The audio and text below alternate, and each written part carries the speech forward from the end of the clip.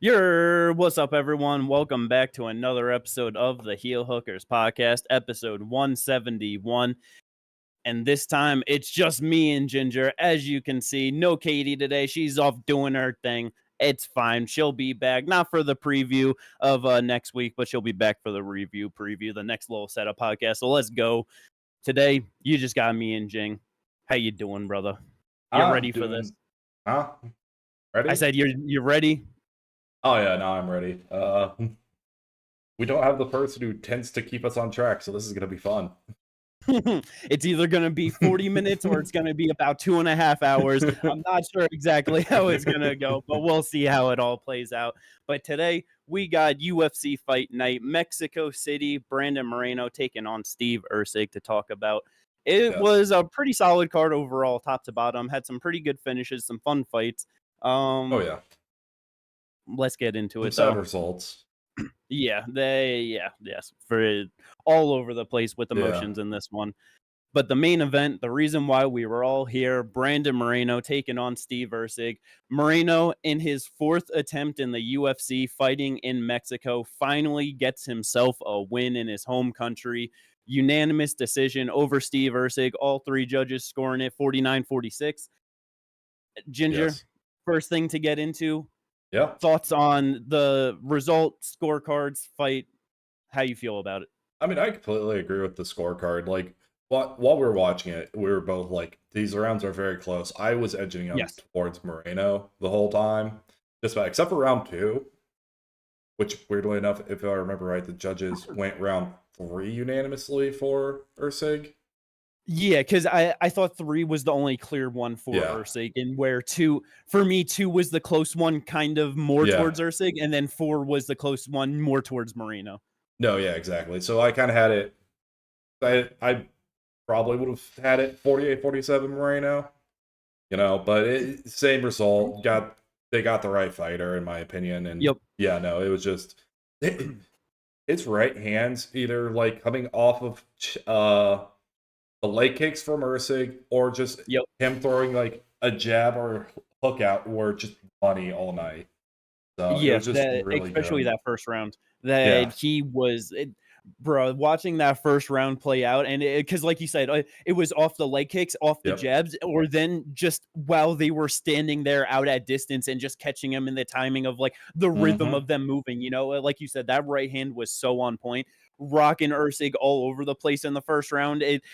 As I was watching that first round, all I was, like, thinking was, "Thank fucking God Moreno does not hit like Haikara France." Yeah. Because holy fuck, the guys at the top of the division with the clean technical striking, they just seem to have the pinpoint on Ursig's defense and style and being Yeah. able to just land those shots through it, because Kai did the same shit in the first round of just big overhand rights, like through the jab of Ursig as he was backing up and just blasting him out of there. And that's how he got Yeah. the first round knockout. Oh yeah, 100%.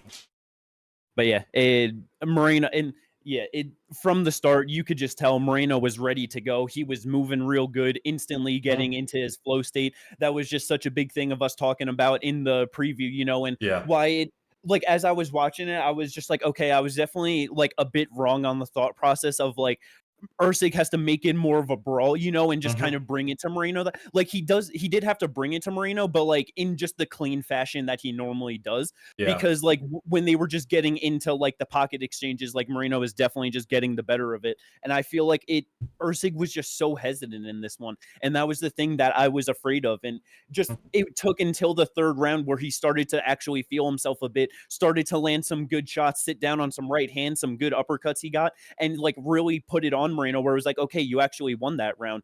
But it even through like 4 and 5, where he had that good success, it just felt like he went right back to being okay. I'm not sure, like just kind of sitting back, letting Moreno get into the groove, and it just like you said, I had like 2 and 4 being the close ones, and me kind of thinking that, oh, it might have been Ursig. It's like even in my heart, it's like it just felt like it was the bias of wanting Ursig to win, Yeah. and so it was like 4 rounds to 1 for Moreno, like no problems at all with that. And when you're not doing enough like during the rounds to make the difference in the fight, and you're sitting Hmm. back letting your opponent control it, you Yeah. you can't be upset with a close fight and you getting like the wrong end of it. No, yeah, especially considering you pointed out that Usyk did outstrike Moreno pretty much in Yes. every round, but the biggest key factor to all this is the damage, and Moreno was landing the more impactful shots, so the cleaner, more impactful shots when he did land, and that was a big key factor of it. Yeah, because overall significant strikes, Usyk 116 to 89 of Moreno, and Yep. it's like, yeah, I was kind of surprised seeing that because it just felt like Usyk wasn't doing enough consistently throughout Hmm. the rounds.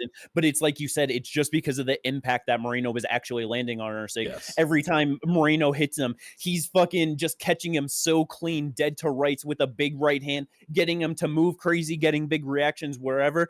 And then Ursig's trying to go in with a couple of shots, and Moreno's just slipping and moving like with everything. Might get like caught with one, but then he's just moving afterwards. Like Yeah. it. Yeah, it was just entirely different levels of boxing between them, like throughout it. No, yeah, because like I was watching the fight, and it was like Usyk. It felt like Usyk was trying more shots than Moreno, but I was like, Yes. Moreno's just landing more. Like he's just landing Yeah. the well, maybe not landing more, but landing the better shots throughout the fight. So that's why I kept like going back to Moreno's winning all these rounds because it was just Moreno was landing the more impactful strikes, especially that right hand. His left hooks were doing pretty good. He was Yep. that left hook to the body in the first round when he came in and hit him with that Oh my left hook god, that was was so so fucking good. good. It was so Yeah. clean, and then comes in with the kick as well after it. Yep. Yeah, Moreno did have like it he because I'm pretty sure like he started off like because like you said it was the first round where he landed that. Yeah, But I just want to. Okay, so I guess because yeah, round one he landed 6 of 6. Round two, 1 of 3. In terms of body strikes, yeah, 4 of 6. Round three, 4 of 6. Round four, 3 of 4. Round five. So it's like yeah, yeah, definitely rounds 1 and 3 were the biggest attempts there. But yeah, back end if it felt like if he picked it up a little bit more, he could have put a lot more damage on Ursig because he yes. did not like those shots to the body at No, he all. didn't. And but yeah, and then Ursig was just completely lacking in the body strikes throughout the entire fight. That definitely would have been a good thing to just try and mix it up on him. And No, that yeah. and that was just another thing of that I just felt It, for Ursig in I, this fight where he was too standard in this one. He wasn't mixing it up enough. yeah. And I do think one of the reasons that you think that maybe 2 and 4 were very close, not only that, that's when he landed 4 of 6 to the body, 4 of 6 to the body, 3 of 3 to the leg, 2 and 2 to the leg. So it's like Yeah.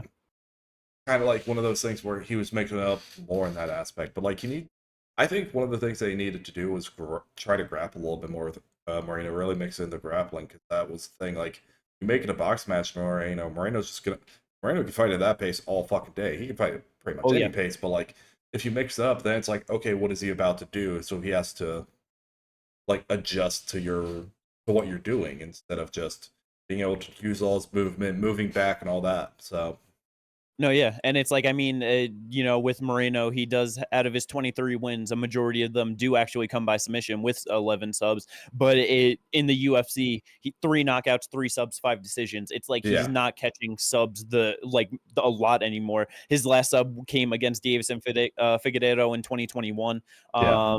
and then before that. Like, yeah, it was his first stint in the UFC, grabbed a guillotine Yep. in a sub 2016, 2017. So, you know what I mean? Like, he's not a big submission threat. He is extremely scrambly and can Mhm. grapple very well. But like you said, I would have loved to see him mix it up with the grappling because Moreno tried to went 1 for 5 on takedowns throughout the entire fight. You know what I Yeah. mean? And just adding extra layers to the fight to the offense, making Usyk think, yeah, it was just a very well experienced performance for Moreno in this one. No, yeah, 100%. And that's kind of the thing is like Moreno doesn't tend to get submissions against the highest level of competition. Like, yeah, Yeah, he has the one over Figgy, but like that was their first fight, and that was the only one that he got. But he's gotten in the UFC since his return, so it's like yeah, he's smart to mix that stuff in. for sure.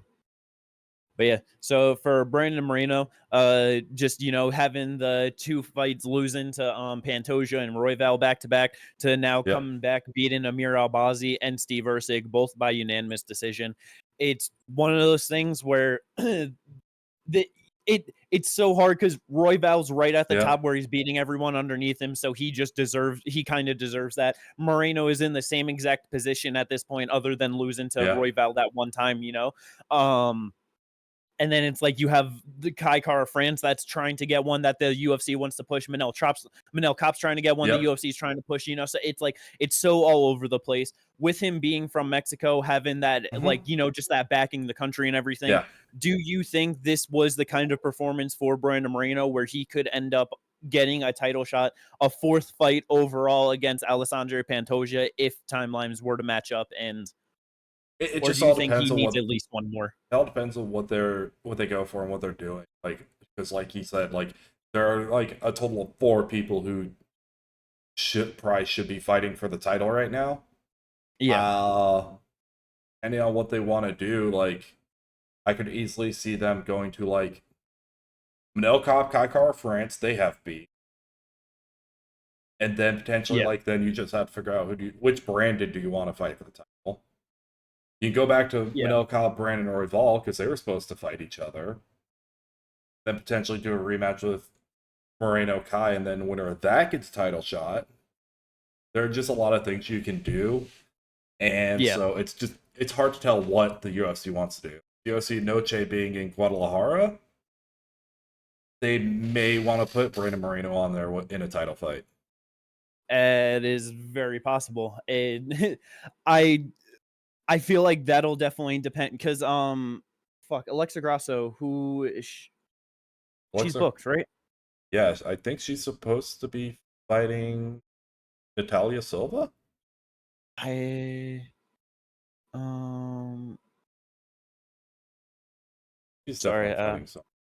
yeah, I know. Yes, Yeah, Natalia Natalia Silva Silva. coming up in May. And So that could definitely be something where if Grasso does not come out on top in that one and Natalia does, and so they like really want like to have a championship fight, with a Mexican fighter, then I feel like that plays extra into his chances of getting a title shot yeah. for fighting Guadalajara for sure. Oh yeah, 100%. That definitely makes sense. And it just like kind of as you're going, and one thing that I just wanted to look like between like Royval, Manel Cop, Brandon Moreno, and Kai Kara France of Yeah. just like where they're all at, like all of them other than Kai Kara France on a 2-fight winning streak. No, exactly.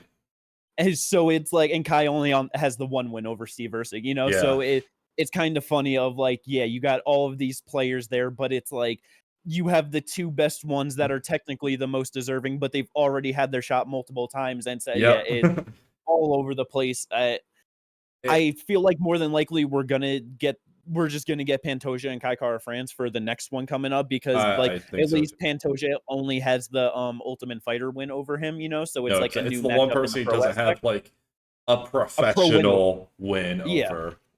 Yeah, so It's a new opponent. yeah. I know, and just how they even talk about Manel Cobb being a new opponent. It's like he debuted fighting Pantoja. I know, like it's not a new fight. Like we know he can beat him. Like none of these are new fights. Like, yeah, and that's kind of like but why I'm also looking at it like, is it possible any one of the 4 names I just mentioned? Because there's barely any fight news, so I'm just going to say it on here. So, Horiguchi is coming back to the UFC.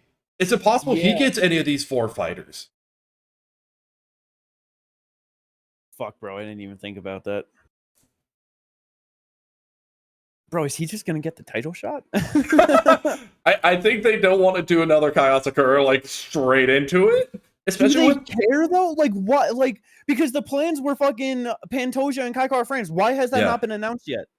Who knows? There may be some issues like we just got Kyoji into the UFC. Maybe it's because they want to do Kyoji, yeah. Bro, flyweight, the only people that care about flyweights is the hardcore fan base. Us. The hardcore fan base would much rather see Kyoji Horiguchi get a shot at the UFC title than Pantoja rematch any one of these guys. No, like that's easily fair. the biggest fight. Dude is like the greatest fighter in like the fucking past decade of flyweight other than DJ. You know what I mean? No, and I get that. And that's why I'm like not like I wouldn't be mad at it. It's just one of those things where it's like, And I mean, shit, I just like the idea of him coming in, fighting like Manel Cop, who's 2-fight win streak, right? Yep. Oh, they have history. They fought in Ryzen. Horiguchi beat Yeah. him with a hand arm choke, 3rd round. No, yeah. But you do It's that, you crazy. get, because then you put that person, you put Horiguchi in a good spot, because then people are like, oh, I know Manel. I know. So now I know where he's at relatively. Now you give him the Yep. title shot, and then we go from there. And then you can just have some real fun because he lost to Horiguchi, then he lost to Kai. So then do Manel versus Kai Asakura again. Yeah. Bro, it's crazy that we're about to have 3 former Ryzen champs in the fucking flyweight division for No, UFC and yeah. Kai Asakura, Manel Kape, and Kyoji Horiguchi. But yeah, No, for real.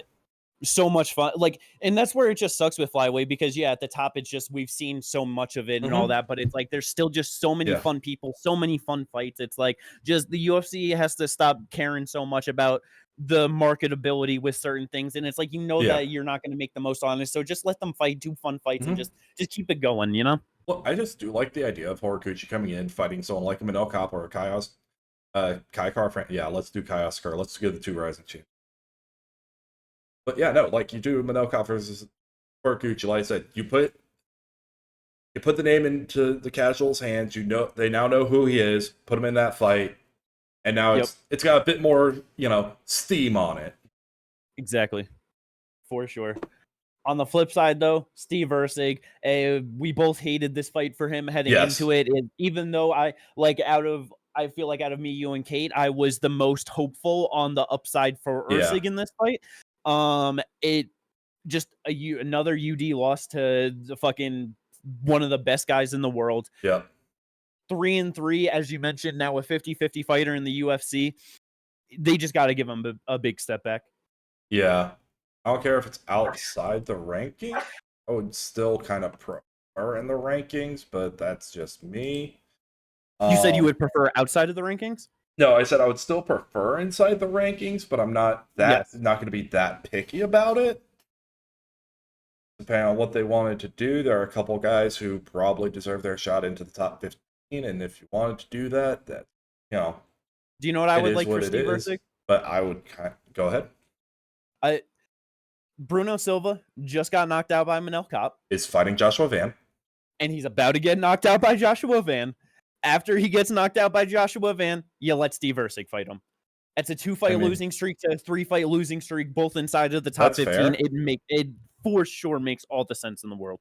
And I mean, that is a step back in the rankings and in terms of competition. Yes. I don't mind that. I was kind of also looking at Kai Asakura in that position where it's like that is a step back in the rankings. He is a kill or be killed fighter who can be knocked out. Bro.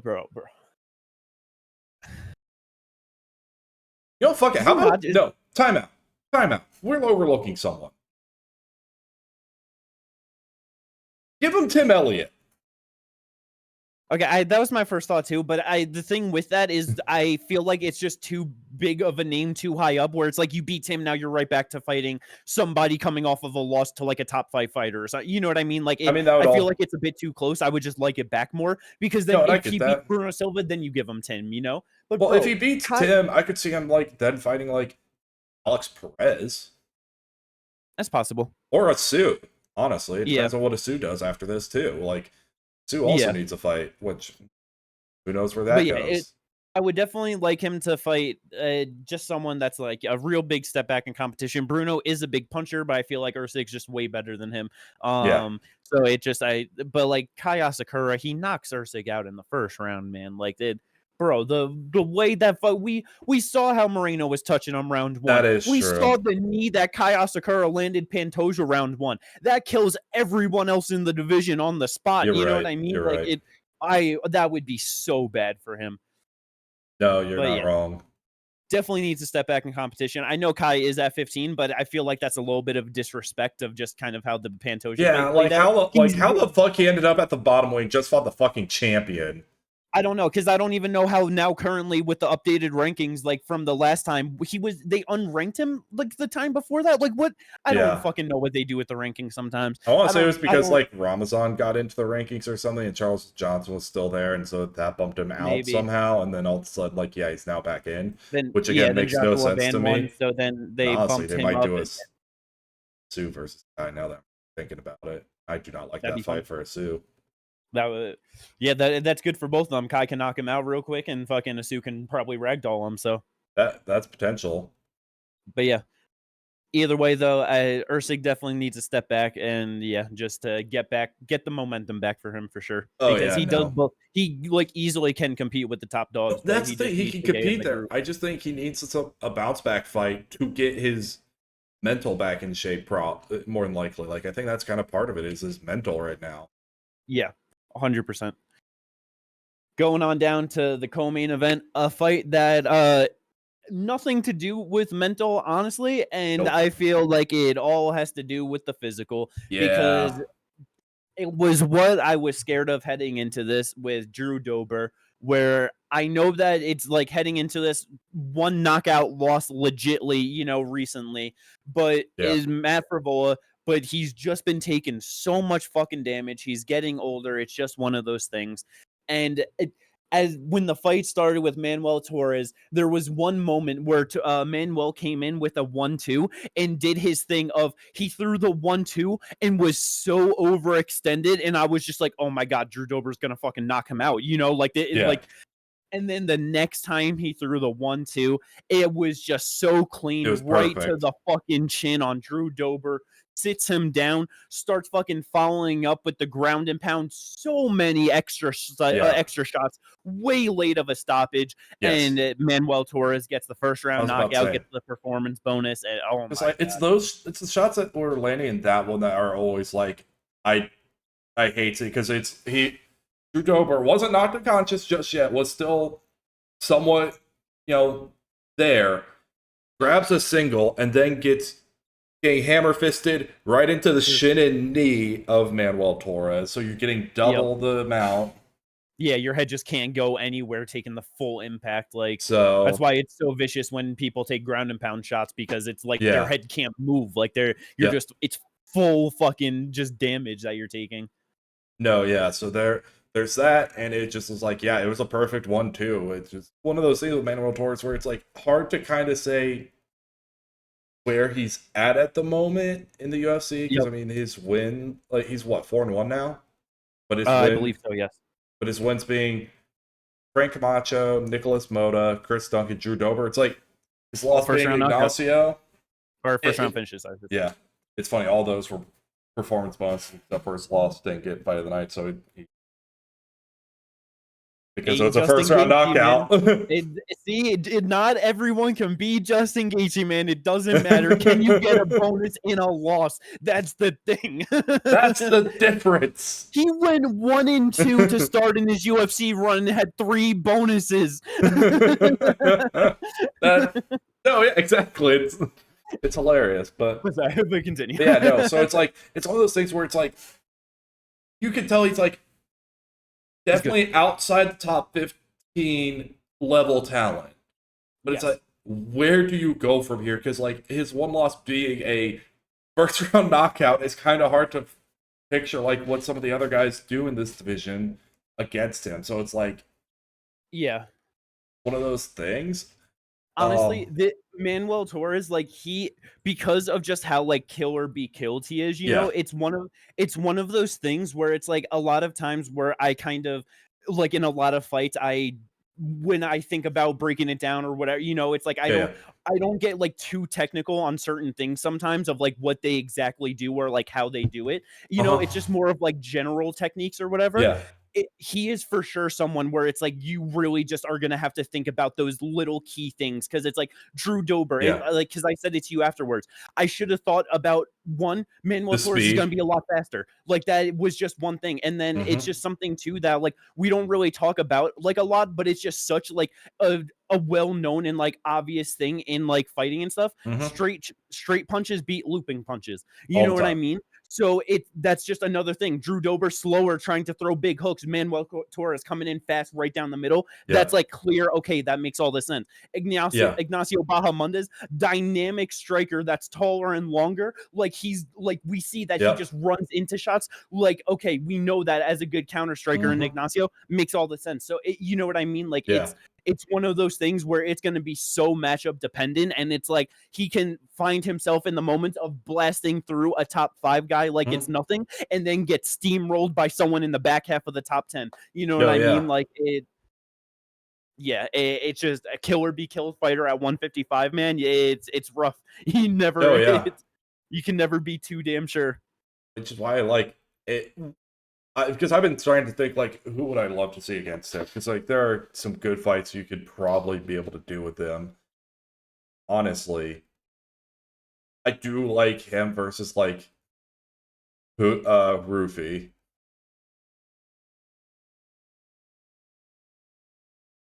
That's interesting. Like, it might be first round knockout for Rufy. It might be a first round knockout for him. But however long that first round lasts is gonna be fun. Holy fuck, bro. That's a crazy fight. I do think Rufy probably knocks him out. Probably. But I that need to see what he does against Rufy. I need to see what Rufy can do against him because Rufy, he's 3-0 in the UFC. Jamie Malarkey, who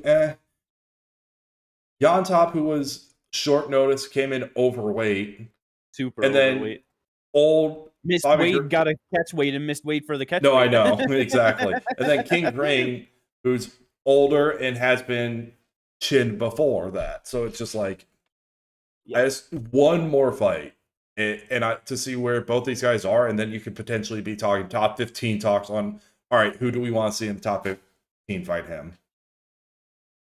Fuck, man. Yeah, it's so hard, and that's where it's 155 is just so hard because you have so many Yes. of these killers outside of the top 15, and it's like, and it's just so matchup dependent of who's gonna beat each other, and Yep. it's just like it Because really it's dude, one of those things of the UFC being like, do you want like who do they want to mhm. push kind of a thing, you know what I mean? And it's Oh like, yeah, because you have right outside the top 15 right now. You have Rosiam, Ludwig Klein, Nasrat Haprast, Poofy, Rebecca, and then yeah, like hell, Chase Hooper is gonna be fighting Jim Miller soon. You got Torres, Nazim Sadikov. Fucking bro, just let's do killers. Ludwig Klein versus fucking Manuel Torres. That would be a fucking good one too. Bro. Ludwig Klein's got to fight everyone at 155. He's too fun No, for to. real. But yeah, man, definitely a whole lot of fun matchups for Manuel Torres. Just easily the biggest win of his career. Yes. Great for him to 4 wins in the UFC, stacking up $200,000 in terms for bonuses. Like he is definitely doing well for himself for sure. Good to see. Yeah. And for Dober, man, it's just one of those things. It's Dober. Everybody loves him, but he Yep. needs to step back in competition. He should not be fighting these big, crazy hitters. You know what I mean? Like guys that are Yeah. really coming up. Like he's got to get back to the Ricky Glens. You know what I mean? Mhm. The Rafael Alves, like that fucking Alexander Hernandez, like those Yeah. kind of fighters. You know what I mean? Like he definitely needs to step back at this point to see where he's still I at. mean, someone who's was also on this card we could talk about for him would be a Rafa Garcia. Rafa Yeah. Garcia. Yeah. Well, yeah, something like that. Like that, yes, Yeah. much more of the level that he should be fighting at for. But yeah, just tough to see for a 36-year-old for sure. No, exactly. Going on down to the featured bout though, motherfucking Edgar Shirez gets a first round submission over CJ Vergara. For a Yep. second there, I did not think it was going to be a sub because he bombed on him with a right hand, had him hurt all Yeah. over the place, following it up, just having him running around. And then he fucking hits him. He grabs a hold of him and just pulls him back into the Yeah. fucking rear naked choke. It was so beautiful to see. Mm-hmm. More of a face Two, crank, but yeah, 2 minutes 30 seconds exactly on the dot in the Yep. first round. Gets a performance bonus. Absolutely emotional post fight. Oh yeah. Like that was just so sad, bro. It just one of those things, man. When fucking fighters just get emotional and stuff, like it just hits different to me, like Yeah. compared to just like other people. Like I don't know. It just, but yeah, great win for him to get it done. How do you feel about that performance, Ginger? It was beautiful. Like there's not much to say. Like he went out there, did his thing. CJ Vergara, Probably at this point should be, maybe let go from the UFC. Like he's So yeah, missed what? 3-5 now. Well, he's 3-5, and he has three weight misses. Yeah, that is rough. Like, It's one of those things. Yeah, it's fucking like a lot of the losses not too bad. Like Ramazan, no, Tamarov, Asu, Amabayev, Tatsuda Taira, all top 15 guys. Ode Osborne, Yep. like, Yeah. isn't even a terrible one either. But that's my point. Like, No. Yeah. he's missing weight 3 times. Has missed recently, but like still 3 weight misses. You're on a 3-fight losing streak, 3-5. Yeah. Are any of his Eh, wins still in the UFC? Daniel is no. Daniel is there. I think finally got let go. Like, But yeah, it's definitely not great. That's like the thing with Edgar Shires too, where it's like, yeah, his yeah, 2 finishes, Daniel Lacerda, CJ Vergara, a combined record of 3-10-2 no contest, I think, in the yeah, UFC, or yeah, 3-10-1 no contest. But it's like it just he hmm gets him out of there in the first round like he should be to these not yeah, good guys, and then just UD losses to Joshua Van and Tatsuda Taira, like just yeah. super rough run of it, you know? He has the one like no contest. He's 2-2-1 in the UFC. And like you said, Tatsuya Taira and Joshua Van both right now top 15. One of them being like what, top 6? Yeah.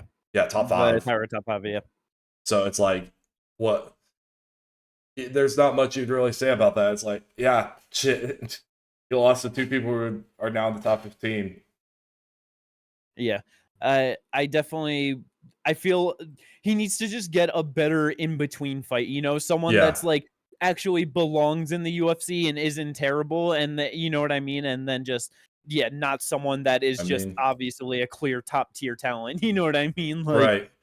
All of it, a majority of all his wins are by finish, by the yep. way. But someone who likes to shoot it, I think because of his submission ability and all that, someone who likes to go in for takedowns would be a pretty decent opponent for him. And it'd be really interesting to see like how he handles it. Him versus Ray Saruya. Yeah, that is a really good one. Ray needs Obviously, a right. bounce back fight, which this Yep. can easily be that, or it could be the thing that helps Edgar move up within the ranking. No, yeah. It's a good fight for both those guys. Yeah, very stylistically good because it's like, yeah, the submission ability from Shirez can obviously give him problems, but it's Yep. like the pace with the takedowns and the grappling and Yeah. everything. It's like how like can you find Can you can deal you with find your that? submission attempts in there, you know? Yeah, So yeah, exactly. that's definitely a good one. I would love to see it for sure. No, yeah, 100%. Let's go. Next fight on the main card, Raul Rosas Jr. He was back taking on Vince Morales in this one. I just it's a weird one for me because it's like I love Vince Morales. He's not a great Yeah. fighter at all, though. He's I believe he's solid, three.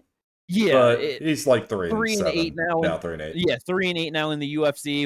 0-1 in Contender Series. Out, so like 9 of his 10 losses coming in like the fucking UFC branded shit. You know what I mean? Yep. But he's not out here just getting smashed by people in terms of like finished. You know what I mean? He got subbed on Contender Series. One loss was in the UFC by KO TKO, 7 by decision. But yeah, he's a crafty vet. Mm-hmm. He's very slick with certain things, but he's just not that strong. He's not physical in there. Like he just has some clear flaws. And so I really thought that Raul was going to go in there and just absolutely Yeah, dominate him and kind of make it look easy. But he did not. Vince with the no, like he obviously got the control time and had Yeah. really good moments, but the fucking Peruvian neckties and the Darce choke attempts from Vince Morales throughout it, like a lot of them weren't like too close. Some of like there was But one where like like you really saw Raul wincing, but like it, third round, yeah, yeah. but yeah, it was just I don't know. It was one of those things where I expected Raul to win. He obviously got it done, so that's good. But it just after the Richie Lang win, it felt like this was a step back from there, and he didn't perform as good as I feel like he was Yeah. supposed to. I feel like I also need the rankers over at Tapology to slow down. Bro is What the fuck? not the 16th best bantamweight in the world right now. Calm down. He is not better than Jonathan Martinez, Ayman Zahabi. He might be better than Saeed. He's not better than Daniel Marcos. Like, let pump the brakes. Pump the brakes. Yeah, yeah, that's crazy to I have need him to that see high up, him honestly. against someone like that is definitely something like where people are probably like, okay, let's see him in the top 15 now. I'm like, no. I'm sorry, I don't need to see this 20-year-old get beat the fuck up by a 30-year-old right now. Yeah, I'm sorry, but it's like when you're on a 4-fight win streak after taking your first loss, and every single one of those people are negative in the UFC, you Yeah. should not be fighting a top 15 opponent. No, I need to Like see that, someone else. yeah, like you need to fight a good, like credible person that it's like, okay, you could actually potentially hang with those guys. You know what I mean? Like what about like last night's performance like makes you think like it can make anyone think that he can hang with a top 15 guy? No, hell Like no. But what about his Vince Morales performance make you think that he could beat a Marcus McGee right now in his career? I don't think he can. But Even a I mean, Montel Jackson. You know what yeah. I mean? Like it's The only thing with the Marcus McGee is we haven't really seen him like have to deal with like a bigger guy. Like, because Raul is big for the division in terms of like height and stuff. Like he looked bigger than Vince in there as well. Like that is one thing I will give 5'9" him. with a 67-inch reach, so Like it's he's got some it, size to him. yeah. So He's I will definitely give him physical, that. like, he's So got like the his strength to it. physicality does give some people problems, but like is he gonna be able to deal with like some of the power of these guys or something, just the striking in general? And if he can't, because if he can't get these guys down and he can't hold them against Cage, what is he gonna be able to do? And that's why I think I need to see him against someone else.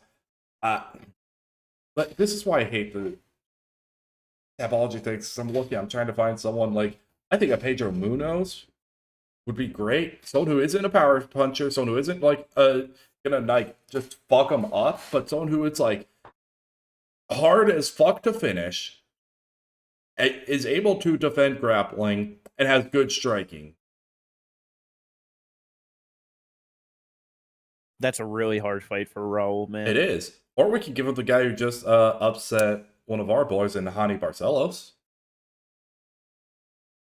That's another really yeah, that Like because all the honestly, my fights with you saying, are like, talking about some of the people that were behind him, like, yeah. I feel like even, like, Said Nurmagomedov, like, that would I feel like is a really good test for him, you No, know what yeah. I mean? Because They're real dynamic striking that mhm. Raul can easily run into some things, but it's like he has crafty submissions too. Yeah. He just shoots in on a wild takedown, he's fucking pulling a ninja choke on him. No, yeah. Like, There's one guy I don't like that's behind him that I would not want to see him again just because he just had his comeback win is Ricky Simon. That is rough as fuck. It would actually probably be a pretty decent like show it like if he could win against that, but fuck. but see, and this is what I mean, man. Like we're talking about all guys that have like in most of them have gotten smashed by top 15 people Yeah. before. And I don't know if Raul can hang with any of them. Like that's where it's just Mm-hmm. like you know what I mean? Like I am not confident in Raul winning against any one of the guys that we just talked about. Pedro, Hayani Barcelo, Saeed, Ricky Simone. Like you know what I Yeah. mean? I would expect all of those guys to be like in my head, like they should be like a minus 200 favorite or more against fucking Raul Rosas Jr. They Like won't be. They'll be like a plus 200 dog where I'm gonna cash in some money yeah, on that one. yeah, or yeah, like it's yeah, man. So I don't know. He didn't show much in the striking here. It I was did about to say it was all yeah. takedown attempts and all control time on the cage. Like I can't Yeah, really say I don't know, much. man. Like I said, It's like like it's good for him to as 20 years old to still just yeah, get the time in there to get another like just look a different guy, you know what I mean? But no, it's yeah, like but yeah, it needs to be someone like hell. Actually, you know who would be great? Moan Blackshear, because that submission threat, he has to at least be thinking about it and has to be careful. So he either has to be very careful with how he's taking him down, or he has to strike with him. yeah. Because we did just see in his last fight, even though he did get the win over Cody Gibson, if you put the pressure on him on the feet, you can like be winning those exchanges. He does not like staying on the feet. And I think that's such a Yeah. different look for Raul right now that it would actually be a really good test. No, yeah. That's very fair. because it's like, yeah, just wanted to like look at the numbers too. It's like in terms of significant strikes, 20 landed for Raul Rosas Jr. throughout the entire fight. Yeah. 11 in the first round, 5 in the second, 4 in the third. 80% of them were at distance, so he landed 16 strikes on the feet at distance against Yep. Vince Morales over 15 minutes. Obviously, he had about 10 minutes of control time, so it's really like 5 minutes, but it's like it. Yeah. You basically landed 3 punches a minute on the feet against him. And then when you control 2/3 of the fight on the ground, you landed 4 strikes Yep. against a 3-8 fighter in the UFC. Like, Yeah. it's That he still needs plenty of time and work before he fights no, a top yeah. And 15 that's the guy. thing. It's like he's 20, but like that's the problem when you sign a, 18-year-old off the Contender series. Like Yes. we are seeing the rawness of him and he does have talent, but like we need to actually develop. And that's the UFC is not a developmental organization. No. That's why that's one of the things that we would praise Bellator for, PFL 1, where they are able to sign guys at Yeah. truly at all those different levels to where you can build a guy from 0 Yeah. and 0 to your championship level, and then if they leave to go to the UFC, they are ready to climb the top 15 and fight to that. You know what I Yes. mean? But like it's just hard to do that in the UFC because you just pull a lot of guys that are just clearly not good that you're supposed to beat. So it's just like, what are you actually learning? No, It's hard. exactly. But so definitely just need to hold off on pushing Raul still too much at all. And for Vince, 3-fight losing streak now back in the UFC, he probably just gets cut again, which it More just than likely. sucks to see. But he's just not at this level, man. So Yeah, just one of those things. unfortunately. But next fight on the main card, another performance bonus, first round knockout for David Martinez over Simon Oliveira. Very boring, lackluster fight until he just decided to land that right hand to just floor him and put him Yeah. away. So that it was a debuting guy versus a 0-2 guy in the UFC. You know what I mean? That is Yeah, now like 0-3. So I'll, good for I'll David good Martinez. for David Martinez. I'd like to see where he goes from here, just because, like, yeah, first round knockout, good for you. And I think most of his fights he does get finishes. Yeah, it's 12 wins, 10 of them by KO, TKO, 6 of them in the first. So, like, yeah, I love to see where he goes from here. I just And his 2 fucking wins before Contender Series were 4th round knockouts in yeah. Combate Global. So that's just So good to he's got see. And cardio. and it's like he was patient throughout like the first Yeah, like we said to get it. So it's like definitely see what he can do at 135 pounds. yeah. It's hard to say where to go from here. He just debuted, fought someone who's own Yeah, too. exactly. And then motherfucking Kevin Borjas getting that upset over Ronaldo Rodriguez. I was so happy for him. It's like watching the fight. It Bro, was so fun. Like holy shit. it just man, he was just way too technically sound for Ronaldo in there. Yep. It was just one of those things of like, okay, Ronaldo clearly a physical guy, clearly puts on a lot of pressure and can throw big crazy shots to like get people out of there and like do a lot. But when you have a guy that can counter you sharp and then get on the fucking bike and get out of the way, bro, it was just Yeah. fucking money all day for Kevin Borjas, Oh yeah. rocking and hurting Ronaldo throughout that first round and all over the place. Like bro, like you said, that was just so awesome to see for Kevin Borjas, fucking getting his first UFC win. Yeah. Yeah, incredible, man. Hopefully, he can put together a little bit of a streak. No, That'd yeah, be for sure. fun to see. Because when talking about Edgar Shivers and when you brought up Ray Saruya, like even in my head, like I feel like a more difficult matchup in a very different way. But Edgar Shivers versus Kevin Borjas, They were both supposed getting to good fight wins here. before. Yeah, that would like I feel like that would be another I just thought about very that too. interesting of just how the fuck do Yeah. they play out. Like But hell That'd be yeah, very good for interesting. him. Ronaldo Rodriguez, lazy boy, he did miss weight by a pound heading into this Yep. one, so one of those things of like, okay, that's definitely rough. And then Kate brought it up during the fight companion that I did not realize at all. Basically, his entire career outside of the UFC has been at 135 pounds. So I wonder if that's something of he just came to the UFC and was like, okay, I'm fighting at 125, and now 25 years old. If it's just hard to consistently make that for him. Yeah, 5'6", 65.5 inch reach. So it's like he's not tall or too big for Yeah. flyweight at all. So I feel like that's where it's just undersized for bantamweight. So he's probably like, I gotta fight at flyweight. But Yeah, I wonder if he just needs to maybe trim some of the muscle he's got. Like, you know what I yeah, mean? yeah, just one of those things where I just whenever fighters like when you lose like cut muscle, I feel like it could just affect your body in like just different way. You know what I mean? No, Like exactly. you never know. But it's like to make the weight, like there something obviously Pack has to on give muscle and somewhere. move up. Like, you gotta do something somewhere. You gotta move Yeah, up or lose a bit of it, you know? nah, for sure. Just figure out the diet a little bit better. Something. It's like 25 years old, so Yeah. young in his career. Probably doesn't have the most money, so just one of those things. I'm sure he'll just try to dial in and see how that goes for him. But yeah, just a lot of good, fun performances on the main card though. Yeah.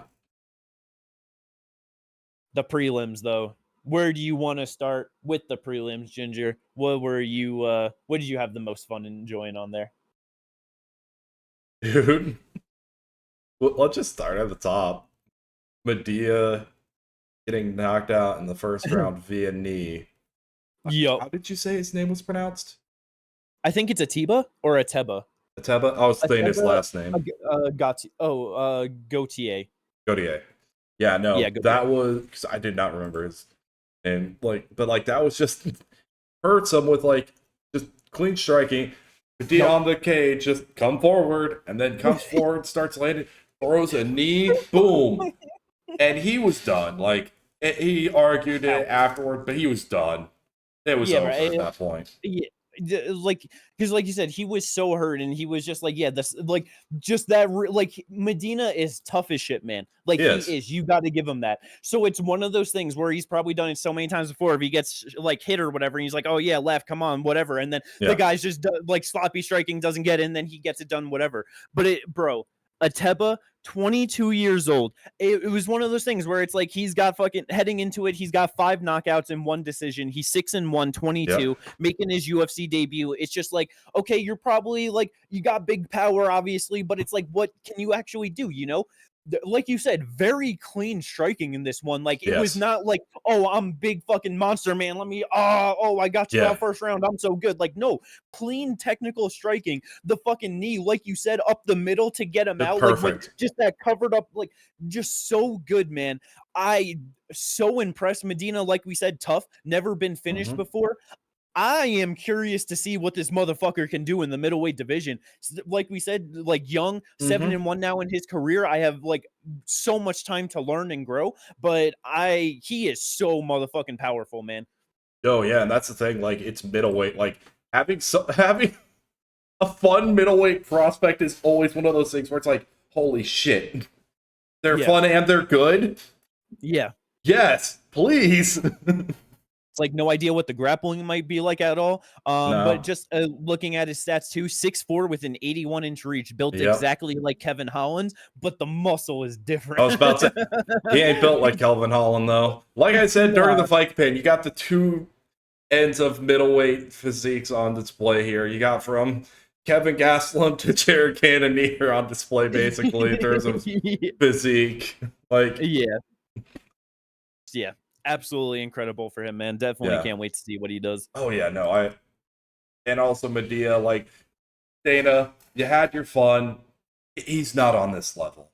Not even close. Yeah, please. It's for his good. Exactly. I was just gonna say, like, there are times where it's like, okay, they're bad, get them out, whatever. But then there are times where it's like, please, for this fucking kid's health and safety, like he doesn't fucking need it. Like, and the thing is, like, it's not like Medea's a kid. He's 33, but like that's also kind of way younger. Honestly. No, he's 33. Oh my god, that's like he needs to get him out of here. He's not gonna improve. Like he doesn't have like the time to really improve like all that much, and it's just like he's lost, and he just takes beatings like for his own health. Like he's not on this level. Let him go. I'm sure PFL would love to pick him up for sure. Yeah, but yeah, good for Ateba, man. For me, motherfucking Loopy against Julia Pilastri. She had some rough moments in this one for sure. Julia at points just walking her down, hands down, throwing big shots, landing on her. They were exhausted in that third round. Oh, yeah, but the thing that I just really love for Loopy in this one, because I've been saying it for, like, her last 5 fights, I just wanna see Yep. growth and development, see her improve in her Mm-hmm. technique, and just wanna see that grind towards being able to be a better fighter. Front Yeah. kicks to the body and fucking takedowns with good top control and just like that. Mm-hmm. She hasn't done that in her fights before, really. Yeah. Great to see. I love to see that as a path to victory for her trying to go for it, just against obviously a clear, tough, more like powerful Mm-hmm. striker than her. So yeah, and then obviously moments on the feet still had her good left hooks, 1-2s, Yeah. like it just all that clean striking was still there with the hands. But yeah, got a unanimous decision win. Just very happy to see that for her though. Oh yeah, 100%. Like we need that. Loopy's fun. I want to see her just keep improving. Like just keep giving her some people. It just sucks. It's what, number 11 right now, so it's like they're gonna be Yep. putting her in these top 15 matchups no matter what at some point. So, but Yeah. I would love Yeah. to just see more improvement in it because she has like the talent for it. Oh yeah. Yeah. And So yeah, she for sure can put the skills and put it all together to get up there, but just yeah, no, yeah, just got to give her time, let her cook, and she'll get there for sure. no, Because hundred I don't percent. like, I know she's not like super young, but yeah, 31 years old, so it's like still got plenty of time for sure. And I mean, shit, fucking, if this generation of strawweights is anything like the fucking last one, they'll be around for 6, 7 more years at the top of the division. So, Yeah, but yeah, definitely good for her. And then I feel like definitely got to bring up the fact that C Rod just can't win against a undefeated fighter inside of the UFC. yeah, Melchizedek no, Costa yeah, again, that unanimous decision win over him. Not good first round, very no, boring, just slow, just holding each other like up along the yeah. cage. And then they started to pick it up and had some motherfucking fun throughout the back end. Like I do not remember Melkasel throwing 73 strikes in the first round. That seems not true at all. Like, was it the knees in the like clinch? Like, was it legit just all knees to the fucking leg? Like, what the fuck? I don't remember this. Yes, landing 63 total out of then 22 significant. Yeah, that's kind of crazy. Yeah, Um, yeah, I don't know. Yeah, fuck it. Yeah, sure. I guess he was just landing more in there than I remember. It's like it was like same. yeah, just a lot of just lackluster stuff. So I probably just wasn't paying Yeah, attention too much throughout it. You know. yeah. No, I Um, remember us both being like, "Didn't wait? Which fight was it on this card? We were like, wait, he won? Was it Yeah, this one? yeah, I really thought that T Rod, C-Rod was like, gonna get the decision in this one. yeah, And then it was like looking back because it was like the second round where it was like, oh, okay, I guess fucking Melchizedek did do like a decent amount more, you yeah, know what I mean? Having the submission attempt, having the reversal, more yeah, control time, more strikes landed. Like he did just like across the entire board land more. So I was like, okay, but yeah, like at the end of the third round, like C-Rod dominating, looking real good. yep, Melchizedek was exhausted. He's just tripping them all over the place. He had yeah. no base. And it was like, okay, nice performance for C-Rod. Like he's I gonna think get we it done. And Pride rules it on accident yeah, when we were but watching for it. we definitely did. We definitely did. And it's just also because I don't know if you still have the scorecards up at all. It just how even like they scored the first round at all because it was like I definitely know I was tuning out that first round a bit because of how fucking just not good it was. So I mean, like, well, I guess it would have had to been 1 and 2 fucking for Costa anyway. So yeah. Actually, if but I yeah, pull up, if I pull up these decisions, it's like, oh, 1-3 Melkazel. 2-3 Costa. 1-3 Costa. No, 1, 2, and 3 Costa, the 3 scorecards. yeah, 1-2, 1-2, and 1-2 for Yeah, Costa. makes sense. So yeah, We're just not the only ones. There are a couple of media members who agreed that Rodriguez won, so we're gotcha. not. But yeah, I guess we're not that crazy. nah. So good for Costa to get it done. Just definitely Yeah, tough for C-Rod. But yeah, man, it just one of those yeah. things you gotta stop having them fight people that are just fucking just like their debut or one fight in the UFC or something. You know what I Yeah. mean? Just like you just got to get that. Is that yeah? Costa now, on a 3-fight winning streak in his new weight class at Yep. 145. I am interested. Yeah. Like, so that's kind of an interesting thing on like where he does go from here, because obviously doesn't need to be fighting top 15 right now. let's just No. put a pause on that. But like, there are guys outside the top 15 who like that'd be interesting to see, like him versus Hyder and Meal. Yeah, that would. I bet it's a very good one. Honestly, is like that's definitely Yeah, one where winner of that could end up getting like a top 15 or something like that, or just one more fight to get to the top 15.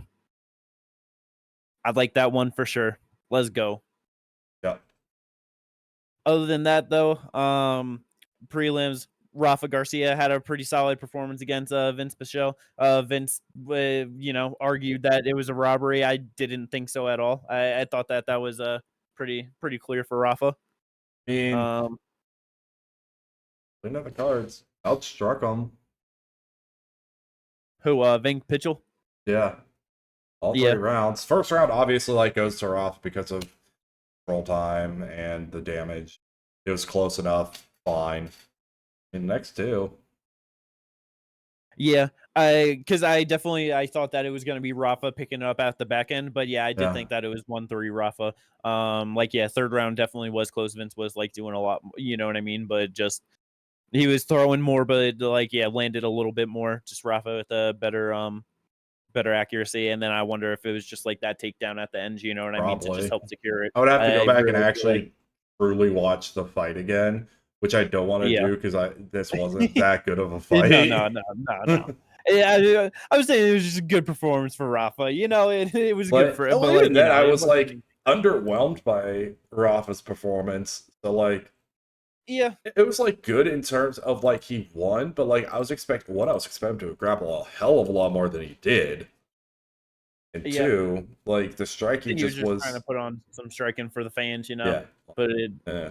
He didn't do it Mexico City, it's hard. no, it is.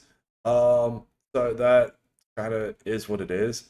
I would like to see him against someone like Mike Davis. Yeah, definitely that'd be a good one. Actually, him versus Elfsperner sounds like fun. Rafa Yeah. or Drew Dober. Easy win for Drew Dober. Let's go. But yeah, Jamal Emmers first round knockout. Markel Maderos got a split decision win over Austin Hubbard. So yeah, that is the I rest of definitely the no, fight. that one we both were like, no, Hubbard.